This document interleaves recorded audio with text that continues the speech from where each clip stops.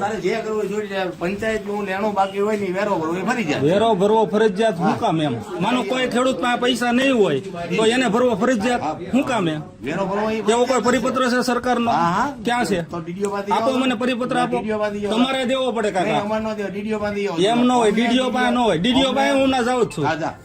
જે ગરીબ ખેડૂત છે જેને સરકાર સહાય દે છે એને તમે વેરો હું કામ કરીને ભરાવો?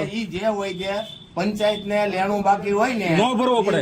મને ખબર છે, હું જાણીને ન ભરવો પડે. હાલો. કાગળ લેખી લેતા હો ડીડીઓ નો. કોની પાસે લાવું? ડીડીઓ નો કાગળ લેતા હો કે ભાઈ વેરો ભરવો એ ફરજિયાત નથી એટલે અમે નહીં લેવી દઉં. બસ કાંઈ વાત.